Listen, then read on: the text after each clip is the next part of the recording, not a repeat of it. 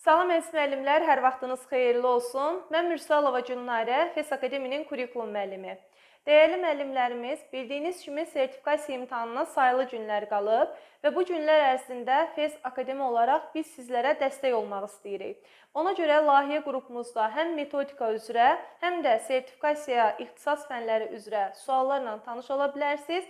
Əgər siz hələ də bizim qruplarımıza və yaxud da kanallarımıza abunə olmamısınızsa, mütləq kanallara abunə olun. WhatsApp qruplarımıza qoşulmaq üçün də 055 527 25 99 nömrəsinə mesaj yaza bilərsiniz.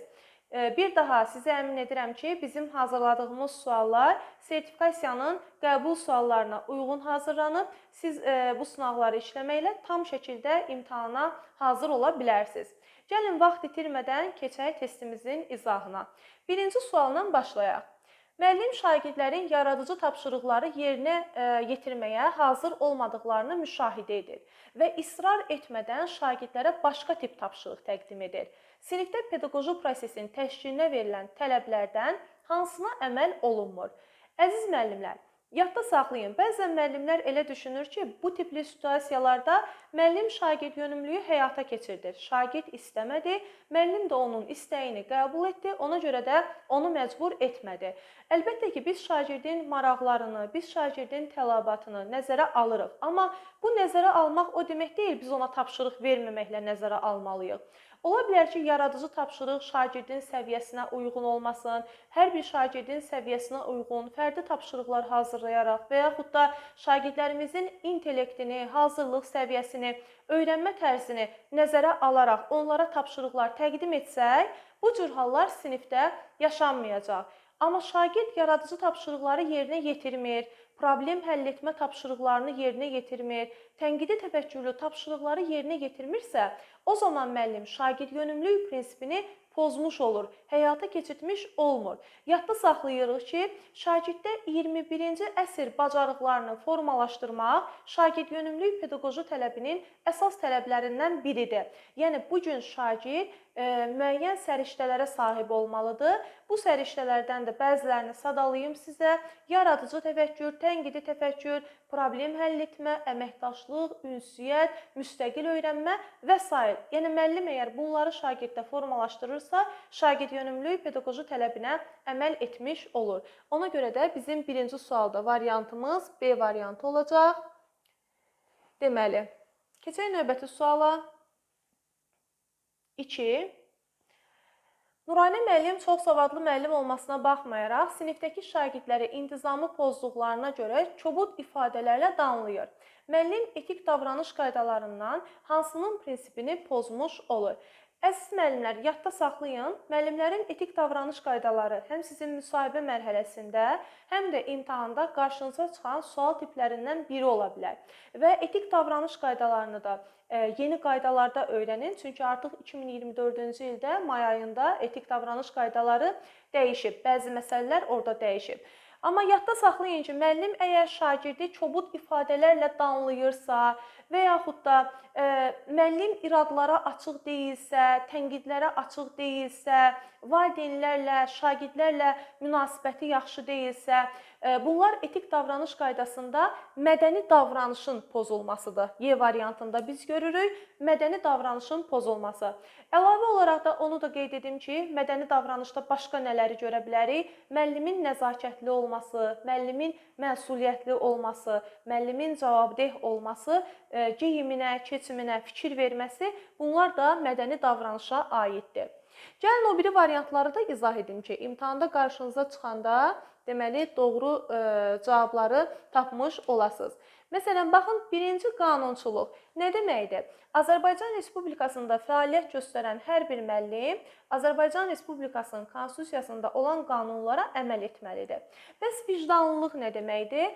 Hər bir müəllim öz işini vicdanlı, keyfiyyətli, səmərəli şəkildə yerinə yetirməlidir. Daha sonra qərəzsizlik nə deməkdir? Müəllim dininə görə, etnik mənsubiyyətinə görə, şagirdlər sosial mənşəyinə görə şagirdlər arasında ayrı-seçkilik etməməlidir. Yəni, təlimdə bərabər imkanları qorumalıdır. Loyallıq nədir? Müəllim peşə fəaliyyəti zamanı tənqidi ictimai çıxışlardan çəkinməlidir. Davam edirik. Deməli, burada bizim doğru variantımız Y variantı olmuşdu. Mədəni davranış. Aha, sualı biraz balacalaşdıraq. Şagirdlərin sinifdə prosedurlara əməl etməməsinə səbəb nə ola bilər? Ümumiyyətlə, sinifin idarə edilməsində müəllim 3 addım: gözlənti, prosedur, qayda. Bunları düzgün təşkil etməlidir. Şagirdlərə bunların mahiyyətini başa salmalıdır. Gəlin variantları bir-bir oxuyaq. Şagirdlərə prosedurlara necə riayət etmək lazım olduğu öyrədilməyib. Ola bilər, amma yenə də digər variantlara baxırıq. Prosedurlar tərtib edilən zaman müəllim-şagird münasibətləri nəzərə alınmayıb. Ümumiyyətlə, prosedur hər bir sinifdə olmalıdır.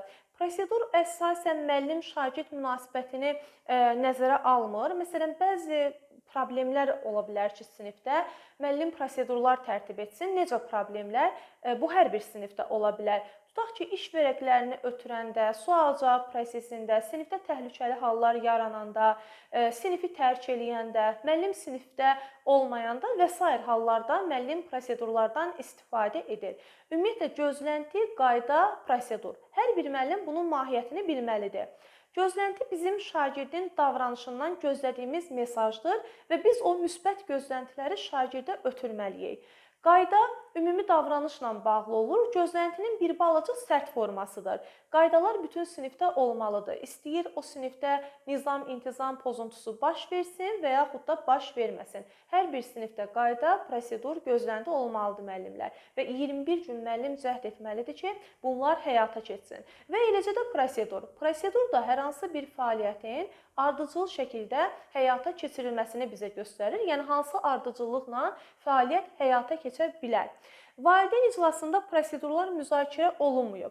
Prosedurlar valideynlərə də aid ola bilər. Amma əsasən burada sinifdən söhbət gedirsə, bu şagirdlərlə müzakirə olunmalı idi. Müəllim sinifdə şagirdlər arasında ortaq dəyərlər yaratmayıb. Ortaq dəyərlər əslində prosedur üçün deyil, münasibətlərin, konfliktlərin həll olunması üçündür müəllimlər. Sinif qaydaları şagirdlərə öyrədilməyib. Biz orada prosedurlardan danışdığımıza görə, ona görə Y variantını da götürmürük. Elə doğru variantımız bizim A variantı olur. Müəllim şagirdlərə demək olar ki, prosedurların mahiyyətini öyrətməyib. Bir dəqiqə buna baxaq. Aha. 4-ə baxaq.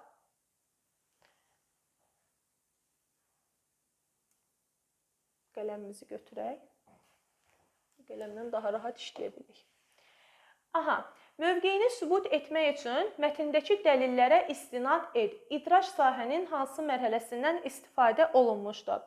Əziz müəllimlər, hər bir sertifikasiya müəllimlərinə mütləq bir sual taksonomiya, xüsusilə də idrac taksonomiyasından düşəcək və təhlil, dəyərləndirmək, anlamaq mərhələsi ən çox gördüyümüz mərhələlərdən biridir. Mövqeyini sübut etmək üçün dəlillərə istinad et. Yəni, belə deyək də, öz fikirlərini yox, əsasən dəlillərə əsasən fikrini izah eləyəcəksənsə sən, o zaman bu təhlil mərhələsinə aid olacaq müəllimlər. Bir daha deyirəm, anlamaq mərhələsində biz ümumiləşdirmə apara bilərik, səthi müqayisə apara bilərik, oxşar və fərqli cəhətlərini müəyyən edə bilərik, şərh edə bilərik, əhəmiyyətini başa düşə bilərik və s. Tətbiq etmək mərhələsində hər hansı bir işin, alqoritmin ardıcıllığını bilmək vacibdir. Dəyərləndirmək mərhələsində sənin öz fikrin olmalıdır, öz arqumentlərin olmalıdır, öz münasibətlərin olmalıdır. Qərəzsiz olmağı, tənqidi təfəkkürün inkişafını vacib bilən mərhələlərdən biridir.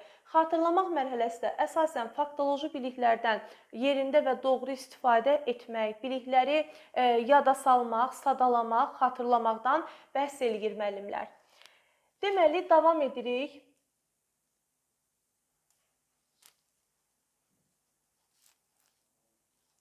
Aha. Və ən vacib inteqrasiya suallarımızdan biri, ümumiyyətlə yadda saxlayın ki, inteqrasiyadır, taksonomiyadır, sinifin idarə edilməsi, qiymətləndirmə, rəylər, mütləq bir sual bu dərslərdən sizin qarşınıza çıxacaq müəllimlər. Ən azı sertifikasiyaya hazırlaşan müəllimlər, sizin hələ də metodikadan xəbəriniz yoxdursa və yaxud da indiyə qədər baxmamısınızsa, sertifikasiya imtahanına qədər bu mövzulara baxsanız sizin üçün nəticəsi yaxşı olacaq. Davam edirik müəllimlər. Müəllim dərs zamanı şagirdləri qruplara ayırır və onlardan genetik xəstəliklər haqqında araşdırma aparıb, bu xəstəliklərin qarşısını almaq üçün maarifləndirici buklet və ya infografik hazırlamalarını tapşırır. Hər qrup seçdikləri xəstəliyi təqdim etməli və sağlam həyat üçün tövsiyələr hazırlamalıdır. Və bizdən inteqrasiyanın növünü soruşur. İnteqrasiya suallarını siz təhlil edə tapsanız daha yaxşı olar və burada daha yaxşı hansı fənlərin olduğu, fən daxilimi, fən üstümü, yoxsa fənlər arası inteqrasiya olduğunu görə bilərsiniz. Gördüyümüz kimi bu dərsimiz biologiya dərsinə aiddir. Şagirdlər maarifləndirici buklet və ya infografik bir, belə deyək də, mətn hazırlamalıdırlar, nəsə bir təqdimat üçün nəsə hazırlamalıdırlar. Uşaqlar tövsiyələr də hazırlayacaq. Ona görə biz burada iki fənnin inteqrasiyasını görürük. Biologiya da ola bilər burada və informatika dərsi də ola bilər. Üstəgəl burada fənüstü inteqrasiya da var. Çünki müəllim problem əsaslı təlim modelindən istifadə edib burada. Ona görə də bizim doğru variantımız fənlər arası və fənüstü inteqrasiyadır. Davam edirik növbəti sualla. Sualımızı biraz balacalaşdıraq.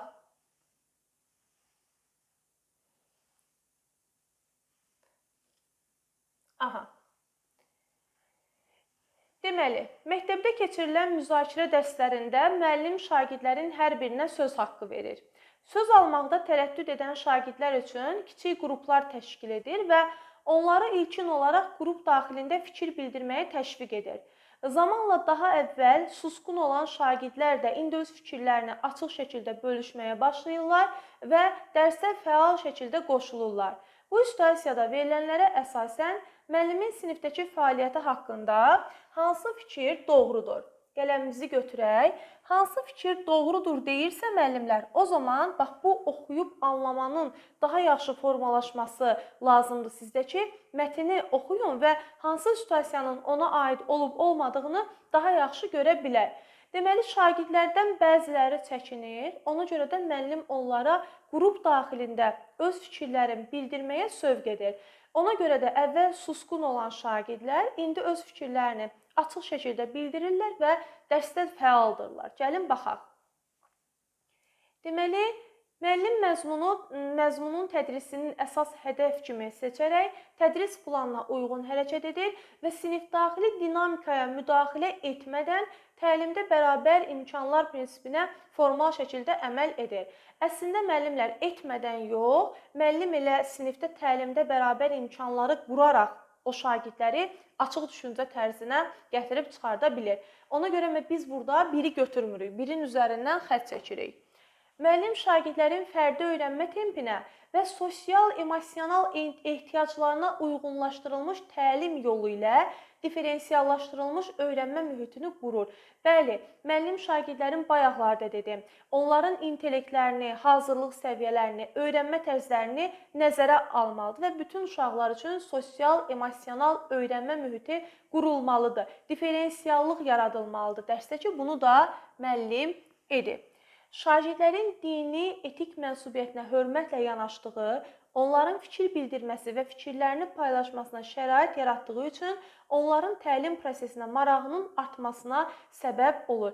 Əslində, yuxarıda da gördüyünüz kimi, yəni burada nə dindən, nə etnik mənsubiyyətdən söhbət getmədi. Burada müəllim diferensiallığı həyata keçirdi və bu diferensiallıq da şagirdlərin daha aktiv olmasına gətirib çıxartdı.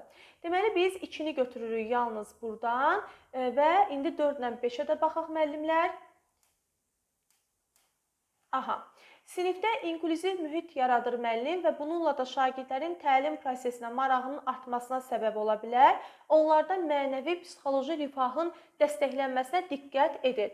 Bəli, həm bizdə 2, həm də 4-cü deməli situasiyamız daha doğrudur. Müəllim inklüziv mühit yaradır. Bu sual təlimdə bərabər imkanlar da ola bilər, şagird yönümlülük də ola bilər və inklüziv də ola bilər, inklüzivlik də ola bilər. Çünki susqun şagirdlər bir inklüzivlik deyəndə biz orada yalnız sağlamlıq imkanları məhdud olan uşaqları düşünmürük. Orada potensialı yüksək, potensialı daha aşağı, fiziki və ya psixoloji məhdudiyyəti olan uşaqlar uşaqlar da nəzərdə tutulur. Əgər o şagird susqundursa, adaptasiya ola bilmirsə, bəli, deməli bir inklüziv mühit yaratmaq lazımdır sinifdə. Müəllim şagirdlərə verdiyi problemli situasiyanı ətraflı tədqiq etmələri üçün onlara şərait yaradır. Problemin həll yolunu onlarla birlikdə müəyyənləşdirir. Əziz müəllimlər, məsələ bundan ibarət deyil. 5 ayrılıqda doğru variantımız ola bilər. Amma problemin həll yolunu onlarla birlikdə müəyyənləşdirir və problemli situasiyanı ətraflı tədqiq etməsi üçün onlara şərait yaradır. Bizim situasiyamız bundan bəhs eləmirdi. Bizim situasiyamız müəllimin şagirdlərə fərdi yanaşması, diferensial yanaşması və inklüziv yanaşmasından bəhs edirdi. Ona görə bizim doğru cavabımız 2 və 4 olacaq. Davam edirik növbəti sualımızla. 7-yə baxaq. Coğrafiya müəllimi iqlim dəyişmələri və insan fəaliyyətləri mövzusunda dərs keçərkən yalnız statistik məlumat və təbii hadisələri sadalamaqla kifayətlənmir. Bax, diqqət edək. Kifayətlənir demir, kifayətlənmir deyil. O şagirdləri qruplara bölərək müxtəlif regionlarda iqlim dəyişikliyinin kənd təsərrüfatı, ailə məskunlaşması, əhali məskunlaşması və su ehtiyatlarına təsiri haqqında müzakirə aparmalarını istəyir.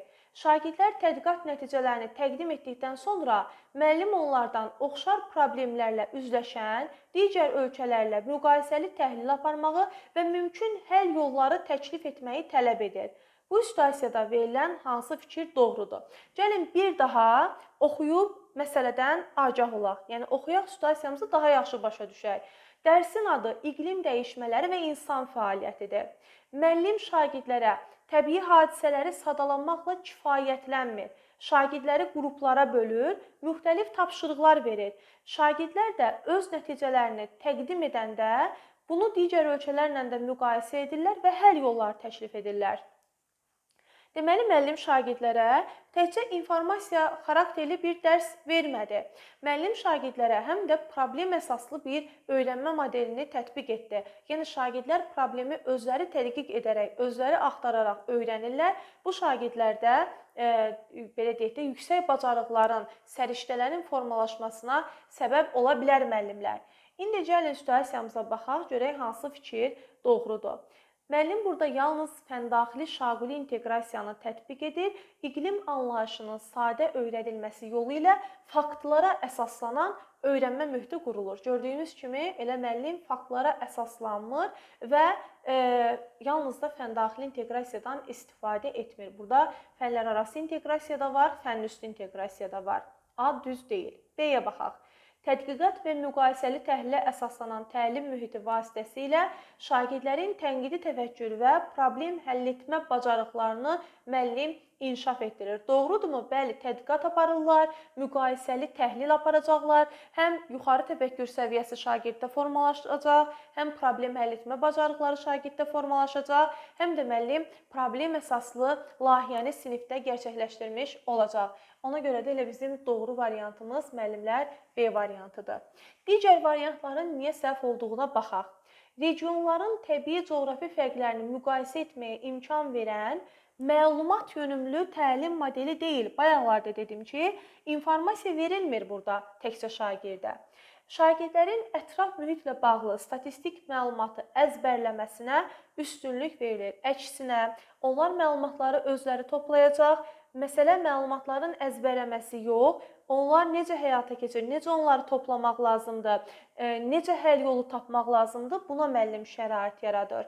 Yerli iqlim şəraitinə fokuslanaraq coğrafi informasiya sistemlərindən istifadə edilmədən dərsin şifahi izah formasında aparılması, bu da gördüyünüz kimi doğru variant deyil müəllimlər. Davam edirik müəllimlər növbəti sualımızla.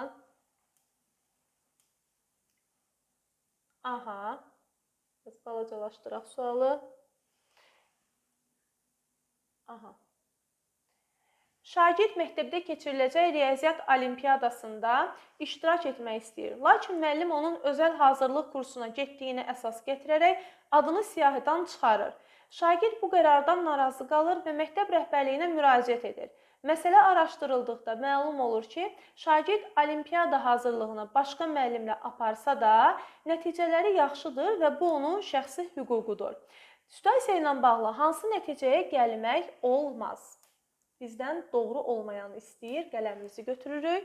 Şagird hüquqlarını müdafiə etmiş və rəhbərlik qərəzsizlik prinsipinin pozulmasının qarşısını almışdır. Bəli, həqiqətən də araşdırma aparılmış. Şagirdin hüququdur, istədiyi olimpiyada oyunlarında, bilik yarışlarında şagird iştirak edə bilər müəllimlər.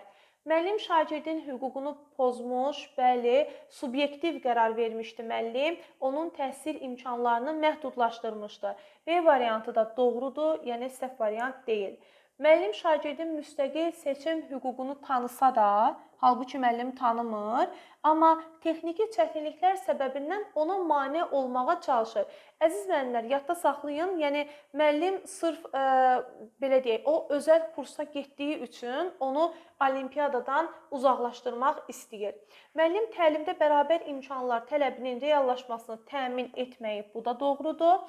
Müəllim şagirdin müstəqil seçim hüququnu tanımır, qərəzli davranır və şagirdyönümlülük prinsipini pozur. Təlimdə bərabər imkanlar prinsipini də müəllim poza bilər. Hər iki deməli tələb pozulur burada.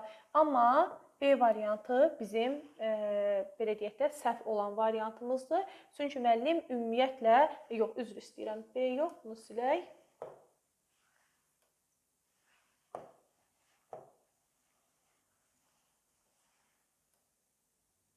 Aha, C variantımız. Çünki müəllim şagirdin müstəqil seçim hüququnu tanımır. Davam edirik 9-cu sualla.